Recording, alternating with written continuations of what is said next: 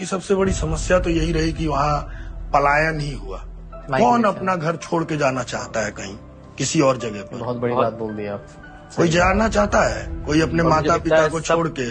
अगर नौकरी ही करना है तो मैं अगर वहाँ पे नौकरी रोजगार हो तो कोई क्यों जाए किसी और राज्य में और जाके वहाँ पर मजदूरी करे और 6 महीने में और साल भर में अपने फैमिली से मिलने आए।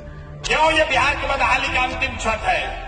क्योंकि आपका भाई, आपका बेटा प्रशांत किशोर ने कहा है कि इस बार जब जनता का सरकार बनेगा तो इस छठ में आपका पति, आपका बेटा जब बिहार आएगा तो उसको 10,000, 8,000 रुपया के मजदूरी के लिए अब यहां से वापस पंजाब, हरियाणा, दिल्ली, बॉम्बे नहीं जाना पड़ेगा। नमस्कार, चौपाल के एक और एपिसोड में एक नए मुद्दे के साथ फिर से हाजिर हैं। हमारे साथ रोज की तरह पार्थ सारथी जी हैं। नमस्कार। जनसुराज रक्षा वाहिनी से। नमस्कार। हमारे साथ एक मेहमान भी हैं जो दिल्ली यूनिवर्सिटी के प्रख्यात प्रोफेसर डॉक्टर कुमार शांतनु जी। नमस्कार। जनसुराज के युवा अध्यक्ष भी हैं, प्रदेश अध्यक्ष, किसी परिचय के मोहताज नहीं हैं। और हम लोग के लिए एक अच्छी बात है कि हम लोग आज इनसे जनसुराज में युवा की क्या भूमिका है और क्या सोच है युवाओं के बारे में, ये जानने का मौका मिलेगा। सर, आपसे युवा पर हम लोग बात करना चाहते हैं। बिल्कुल, जरूर। मुझे बहुत खुशी होगी आप लोगों से बातचीत करके। आप सर, युवा के लिए जनसुराज में कैसे क्या व्यवस्था है, या जनसुराज युवाओं को लगे, क्योंकि जनसुराज जो पलायन, बेरोजगारी, रोजगार, शिक्षा की बात कर रहा है, इसमें सभी जगह पर युवा ही शामिल है। जी जी, बिल्कुल बिल्कुल। देखिए, शिक्षा की बात करते हैं हम, रोजगार की बात करते हैं, पलायन को रोकने की बात करते हैं। मुझे लगता है कि युवा तो शामिल है ही, समाज का हर वर्ग इन मुद्दों में शामिल है। वो आपको मतलब अनुभव भी होगा कि जिस समाज में शिक्षा का स्तर गिरता चला जाता है, उस समाज में अपराध की घटनाएं बढ़ती जाती हैं, उस समाज की महिलाएं सुरक्षित नहीं होती हैं, उस समाज में लोगों को नौकरी करने के लिए बाहर जाना पड़ता है। तो शिक्षा सिर्फ युवाओं का मुद्दा नहीं है, ये समाज के हर वर्ग के ऊपर हर वर्ग पर असर पड़ता है, असर पड़ जाता है। लेकिन युवा ही ऐसे हैं जो हर चीज में शामिल हैं। बिल्कुल, कोई भी चीज हो। जहाँ तक जनसुराज की बात है तो देखिए, पिछले 30-35 सालों से हम इस उम्मीद में जी रहे थे कि हमारा जो समाज है, हमारा जो बिहार है, वो विकास की तरफ आगे की तरफ बढ़ेगा।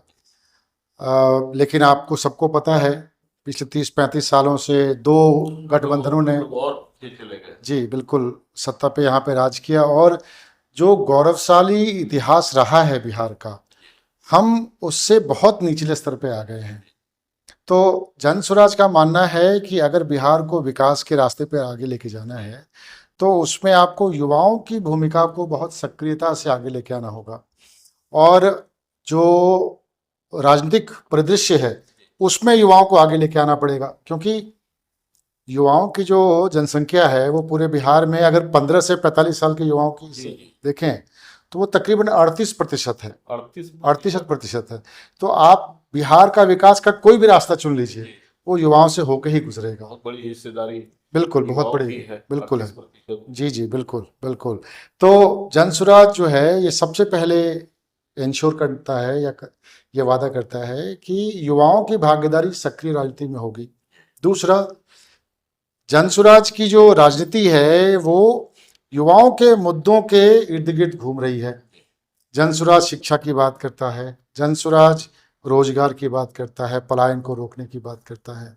तो बाकी पार्टियों से इतर, जहाँ पर युवाओं को सिर्फ एक झंडा उठाने वाला या फिर भीड़ इकट्ठा करने वाला वर्ग मानते हैं, जनसुराज का ये सोच है कि युवाओं की भागीदारी और युवाओं की हिस्सेदारी आपके समाज में, समाज के विकास में और राजनीति में अग्रणी होनी चाहिए। 70,000 करोड़ रुपए का हिसाब बिहार सरकार के अधिकारियों ने, बिहार सरकार ने नहीं सबमिट किया है।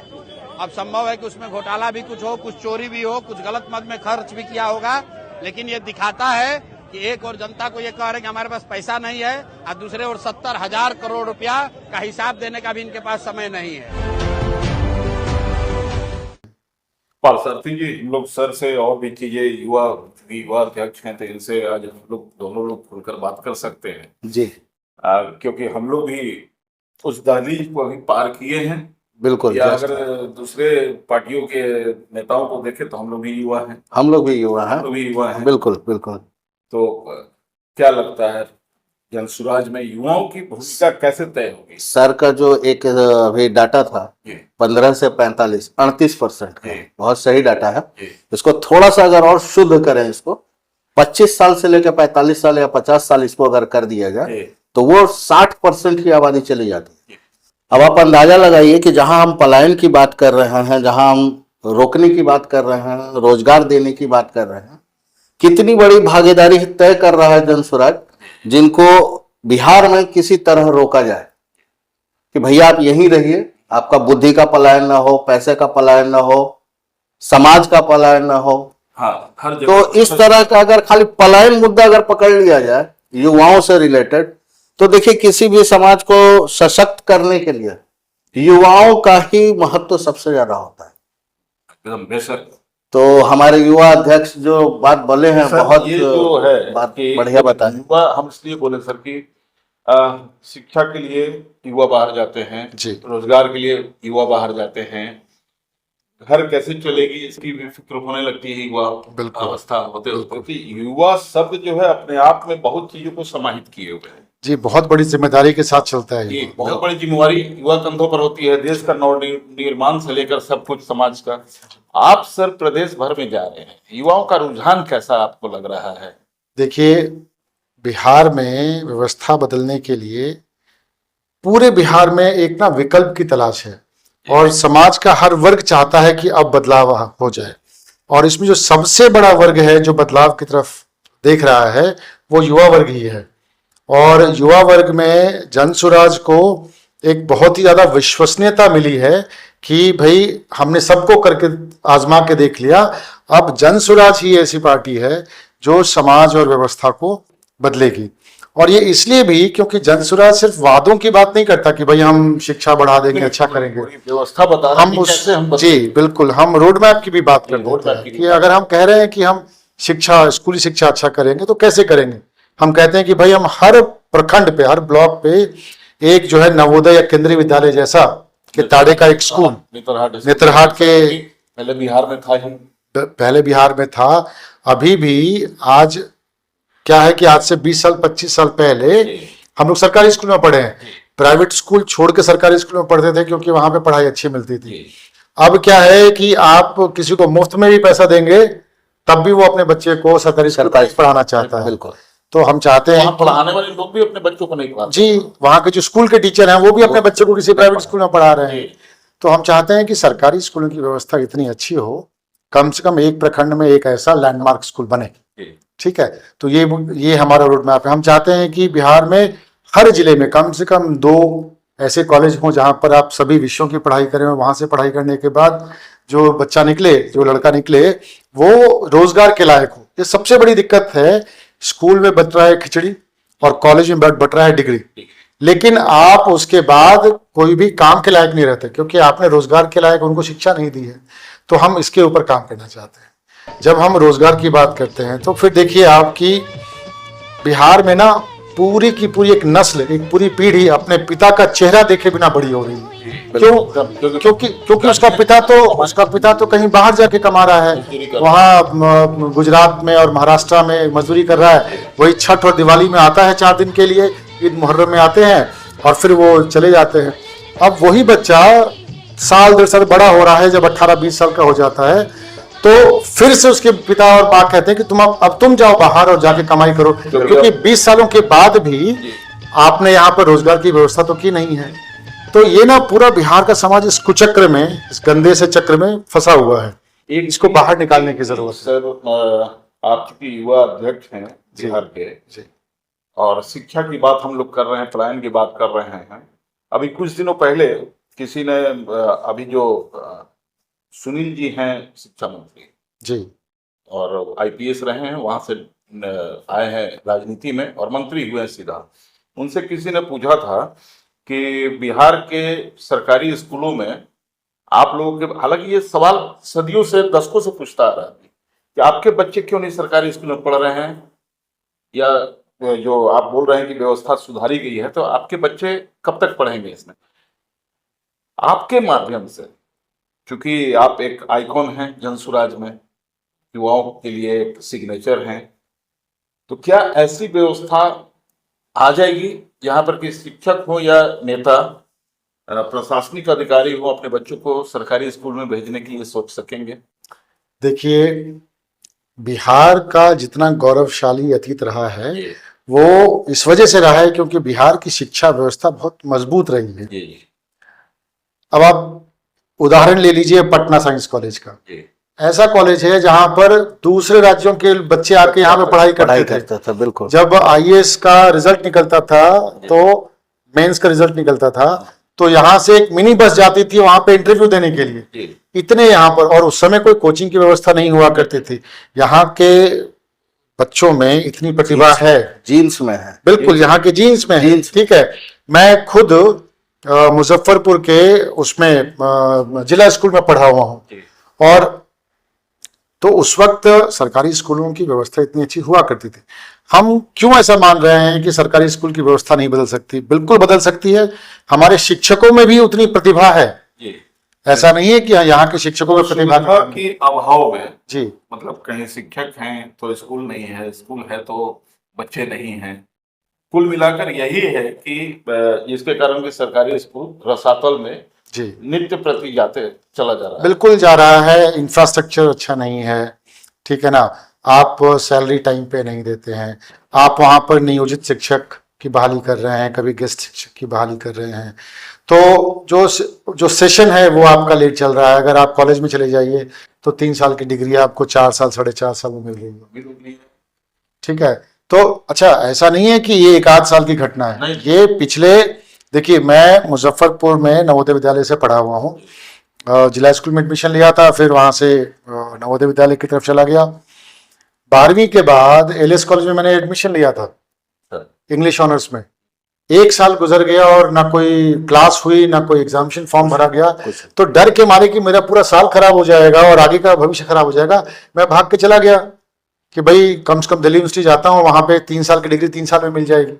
तो ये तो नौकरी के लिए उम्र बचेगी, आप कॉम्पिटिटिव एग्जाम दे पाएंगे। तो कहने का मतलब है कि कोई भी बच्चा अगर यहाँ से बाहर जा रहा है ना, तो वो इस भय से, अपने भविष्य के डर से जा रहा है, मजबूरी में जा रहा है। कोई नहीं चाहता कि भाई हम अपने घर और अपने माँ बाप को छोड़कर बाहर जाए, चले जाए। तो इस व्यवस्था को बदलने के लिए आपको क्या करना है? आपको एक एडमिनिस्ट्रेटिव डिसीजन है तो लेना है। आप शिक्षा मंत्री जी की बात करते हैं, 60,000 करोड़ रुपए का हमारा शिक्षा बजट है, 60,000 करोड़ रुपए का है, कम बहुत बड़ा बजट है। आप मुझे बताइए कि क्या हम बिहार में 60 ऐसे स्कूल लिस्ट कर सकते हैं जिसमें हम अपने बच्चों को पढ़ाने के लिए भेजें, जहां पर बिहार के नेता अपने बच्चों को उस 60 स्कूलों में, सरकारी स्कूलों में नहीं। क्या पूरे बिहार में 60 ऐसे कॉलेज हैं जहां पर यहाँ का युवा जाके पढ़ाई करे और उसके बाद उसको रोजगार मिल पाए? सर बोले हैं जी, प्रशांत जी इसी बात को बोले हैं कि भाई यहाँ की ऐसा नहीं है कि सिर्फ प्राथमिक स्कूलों में शिक्षा खराब हुआ है, वहां मान लीजिए बहाने सरकार के पास है कि नियोजित शिक्षक अच्छे से पढ़ाई नहीं कर रहे हैं, तो कॉलेजों में क्यों नहीं हो रही है? जो आपने बोला कि आपको छोड़कर जाना पड़ा जी, प्रशांत जी ने बोला कि खिचड़ी खाने के लिए सिर्फ स्कूल में बच्चे नहीं जा रहे हैं, बच्चे जा रहे हैं लेकिन उनको शिक्षा नहीं मिल रही है, व्यवस्था नहीं है, जिसका एक पीड़ित आप भी हैं। आप अपने घर में रहकर माता पिता के साथ रहकर आप डिग्री ले सकते थे, पढ़ाई कर सकते थे, बिल्कुल बिल्कुल आपके योग्यता के अनुसार जहां नौकरी मिलती। यह आबादी का जितना भी अभी 60% जो आबादी हम युवाओं की बता रहे हैं, दोनों एक दूसरे की तरफ उम्मीद भरो नजरों से देख रहे हैं। युवाओं को भी उम्मीद बहुत ज्यादा जनसुराज से है कि आएगा तो हमारे लिए कुछ करेगा। सबसे बड़ी चीज है कि आप एक समाज, आपका एक उम्र है, आपने पढ़ाई लिखाई कर ली, कॉलेज पास कर लिया, उसके बाद क्या? रोजगार। सबसे पहले जो चीज है रोजगार की बात कर रहा है जनसुराज की भी नजर उन युवाओं के ऊपर है जो हमारे समाज। यहाँ पर हम लोग प्रशांत जी का एक संदेश ले लेते हैं। जी जरूर। स्कूल बैग मिला नहीं है, स्कूल बैग मांग कर लिया है, क्योंकि बिहार के गरीबी से निकलने का रास्ता है स्कूल बैग, बिहार की अशिक्षा को खत्म करने का रास्ता है स्कूल बैग, बिहार से बेरोजगारी खत्म करने का रास्ता है स्कूल बैग। लालू नीतीश ने यहाँ के बच्चों के पीठ पर बोरा बांधा है, जन सुराज यहाँ बिहार के बच्चों के पीठ पर स्कूल का बस्ता बांधना चाहता है, यही संदेश। वही बात, सही बात है कि इस तरीके की जो व्यवस्था बन रही है, जो आप बोल रहे हैं कि अब शिक्षा की कोई उम्र नहीं होती है, लेकिन जिम्मेवारी की उम्र होती है। बिल्कुल होती, बिल्कुल होती। तो वहां पे तो आपको रोकना पड़ेगा ना, आपको युवाओं को साथ में लेकर चलना पड़ेगा। अगर बिहार जैसे प्रदेश को जो इतना गरीब पिछड़ा है, वहां पे जब तक युवाओं को हम शामिल अपने साथ नहीं करेंगे, तब तक एक सशक्त बिहार की कल्पना नहीं कर सकते। क्योंकि हम किसी भी समाज, सरकार और प्रदेश की रीढ़, अगर रीढ़ बोला जाए तो विकास की तो शिक्षा है। बिल्कुल, देखिए मतलब अभी बिहार पलायन के दंश से इतना जूझ रहा है, आप समझिए ना कि बिहार की, आप तो बच्चों की हालत देख ही रहे हैं, मतलब पूरी की पूरी नस्ल जो है सो बिल्कुल बड़ी हो गई है, लेकिन उसको पिता का चेहरा ठीक से देखने को नहीं मिला है। बिहार की माताएं बहनें अपने पिता या अपने पति का चेहरा देखे बिना अपनी पूरी जिंदगी गुजार देती हैं, बिल्कुल, क्योंकि उसका पति और बेटा जो है वो तो बाहर कमा रहा है। जिस उम्र में हमारे बुजुर्ग अभिभावकों को अपने बेटों की सेवाएं चाहिए, उस उम्र में वो अकेले जीने के लिए मतलब मजबूर हैं, बच्चों के लिए तरस रहे हैं, बच्चों के लिए तरस रहे हैं। और तो सबसे दुख ये होता है कि अगर मतलब हमारे किसी गार्जियन की मृत्यु हो जाती है तो उनकी लाश गांव में 2 दिन तक पड़ी रहती है कि बेटा बाहर से आएगा तो वहां से ट्रेन से आएगा, फिर उसकी चिता को आग देगा। तो इतना मतलब वेदना होता है इस व्यवस्था को देख के, और शायद इसी व्यवस्था को बदलने के लिए ये पूरे जन स्वराज की मुहिम चली, प्रशांत किशोर जी का ये अभियान चला, और उन सब व्यवस्था में, उस मुहिम में अपना कंधा देने के लिए हम और आप जैसे लोग जुटे हैं यहाँ पर। बिल्कुल, आप जब प्रदेश भर में जा रहे हैं युवाओं के बीच में जी, हालांकि ये सर्वविदित है कि शराब बंद नहीं है जी, लेकिन फिर भी कागजों में तो बंद ही है जी। इसके पीड़ित युवा की बात छोड़ दे रहे हैं, उनके पीछे जो घर में है, उनकी पत्नी, उनकी बहन, उनकी माँ, वो लोग भी जो शराब के कारण पीड़ित हैं, चाहे उनका पति शराब पीकर मर रहा है या जेल चला जा रहा है, दोनों स्थिति में सफर तो उनकी घर वाले लोग होते हैं। देखिए, यहाँ पे आपकी बातों से मैं सहमत हूँ, और इसमें कुछ और जोड़ना भी चाहता हूँ कि जो लोग शराब पी रहे हैं या जहरीली शराब से मर रहे हैं, या जो लोग शराब की तस्करी में जेल में जा रहे हैं, आप देखिए उसमें दलित लोगों की जनसंख्या सबसे ज्यादा है। सबसे ज्यादा कौन जा रहा है? दलित परिवार के लोग, क्योंकि वो सबसे समाज के सबसे वंचित, सबसे गरीब तबके के लोग हैं, निचले स्तर के लोग हैं। तो वहां पर 20-20 रुपए के लिए वो यहाँ से वहां शराब की तस्करी करते हैं, रात के अंधेरे में होम डिलीवरी करते हैं। तो पूरे बिहार में कहीं पर शराबबंदी नहीं है।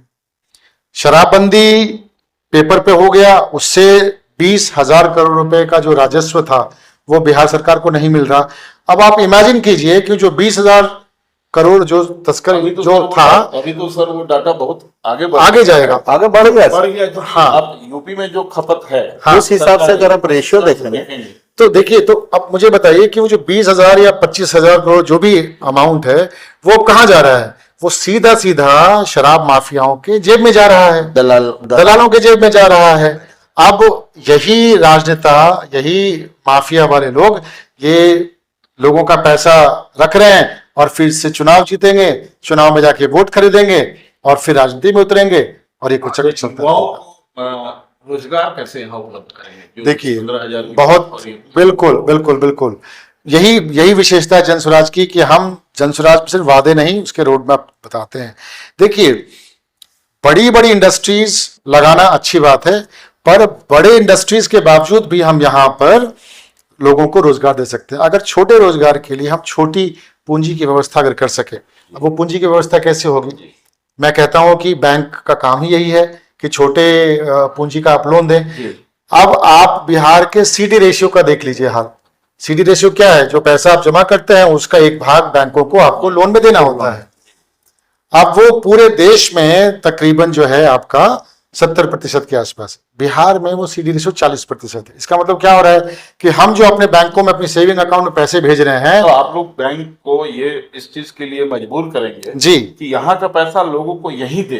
वो मजबूर करने की बात नहीं है, वो RBI का रेगुलेशन है। गाइडलाइन आप हाँ, गाइडलाइन को हम उनको कहेंगे कि जो गाइडलाइन है उसको इम्प्लीमेंट कीजिए, ठीक है। तो बैंक यहाँ पर छोटे लोन देंगे, उससे यहाँ के युवा जो है छोटा मोटा रोजगार करेंगे और 10-15 हजार रुपए के लिए उनको बाहर जाने की जरूरत नहीं पड़ेगी। बाहर जी, इस तरह से तो मतलब रोजगार और ये सब हम लोग फिर आज युवा अध्यक्ष बिहार प्रदेश के प्रोफेसर कुमार शांतनु जी काफी जानकारी भी दिए हैं, हमारे चौपाल में शामिल हुए। हम लोग इसी तरह से फिर एक नए मुद्दे के साथ चौपाल में फिर हाजिर होंगे। तब तक के लिए नमस्कार, जय बिहार, जय बिहार।